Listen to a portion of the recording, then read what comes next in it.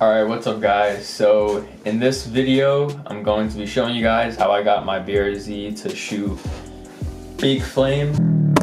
So I want to say shout out to, I don't know his name, but I'm gonna link the video down below. He actually made the first version of this that I actually saw that helped me get the exact tune that I'm currently running now. I'm probably gonna butcher his name, but it's Zafar.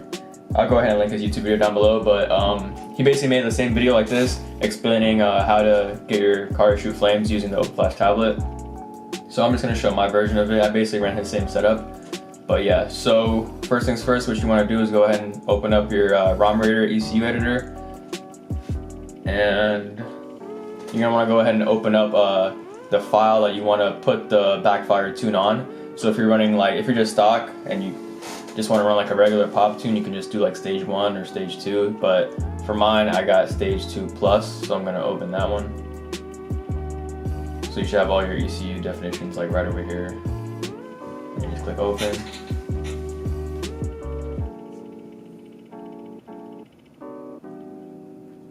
And then this is always going to come up, so you just click OK. And then once you open it to your open flash tablet, once you download it, it should already fix the checksum. So you're gonna see all these files over here. So the main one you want to be messing with is gonna be ignition timing advanced, and then base timing B. So there's a lot of YouTube videos out there that just change the first column from 2200 to about 7000 RPM. So I tried multiple trials and error on this one. So I went ahead and did a -12 on mine, and it didn't really.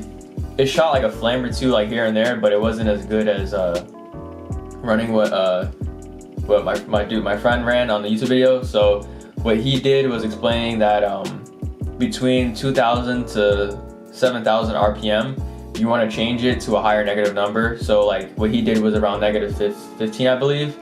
And for the second column, he explained that basically the fuel consumption the fuel dump that's being dumped into your injectors, whatever, it creates more of a louder pop versus those regular crackles that I'm used to hearing all the time. So these just make it a little bit more of a bang versus a pop. So what you want to do is click shift and then select all your RPM ranges. Not shift, control I mean. And just select to what you want it to be. I usually do 2200 because I don't want my car popping on idle, so yeah.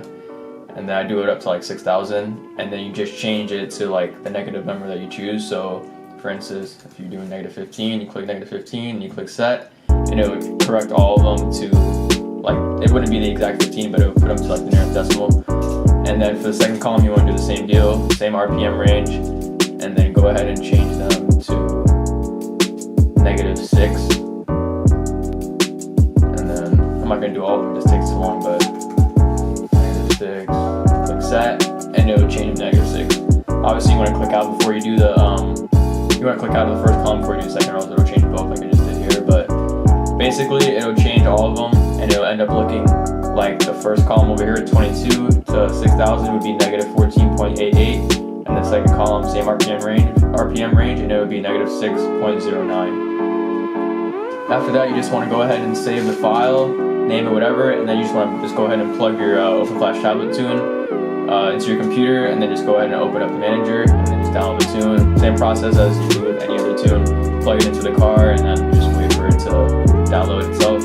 And then, yeah, so with that being said, after the tune's being done in the car, you should be able to just drive the car around for 5-10 minutes, and it should warm up. You gotta make sure it's really hot before it shoots flames. And then, yeah, you just gotta really find the sweet spot in it. With my car, it was between 4,000 to 5,000 RPM. Just tap the throttle just a little bit, the dead spot, you'll feel it. And it would just shoot out really loud pops and bangs. And also a quick note, with running this tune, it's not guaranteed that it's the safest thing to run. It can potentially start messing up your car or anything. I mean, I haven't heard of any problems happening with other people running it, but I mean, it's not the safest thing to run, especially on a daily car.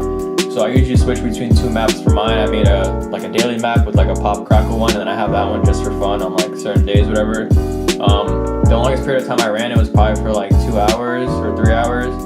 But I definitely would recommend running this like long term. I do plan on getting myself a professional dyno tune, but I'm in the process of looking for that right now. But for just being like an oversized tablet, it's something that you can do yourself. I would definitely recommend it, but it's not something I would run long term. But yeah, just keep an eye on it. You may, if you go on it really like ham, like you just start revving the shit out of it, you may see your car start smoking a little bit. That happened the first time I did it, but you just gotta let it cool off. But yeah, that was just a quick note, just so you guys can not take my word for this being like the god tune or anything, but it's just something that you should take a note on before you do. So yeah, I'm gonna go ahead and upload a few clips here of when I first did the tune. And yeah, let me know what you guys think down below. Once again, please be sure to like, comment, subscribe. Stay tuned for the next upcoming videos. I got a lot planned, so yeah, let me know what you guys think down below, and follow me on Instagram. Like, comment, subscribe. Catch you guys in the next one. Peace.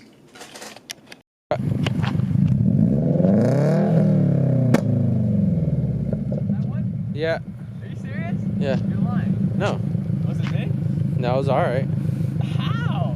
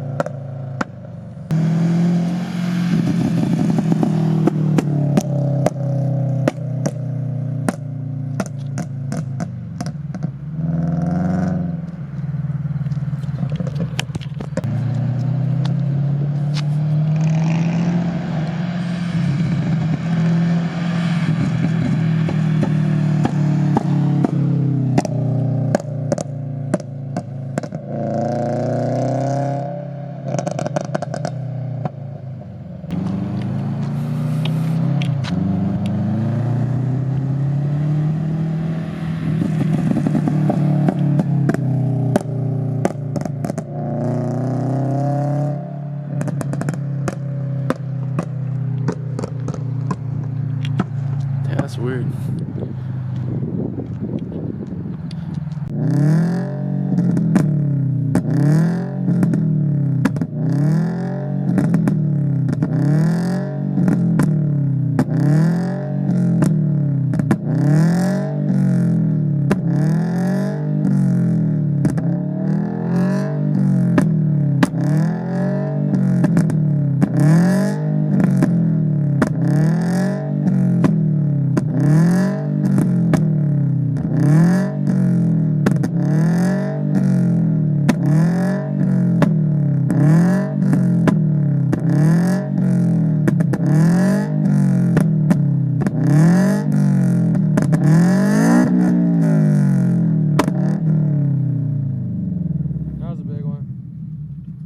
We're good. You smoking or not? No, fucking I smell like gas though.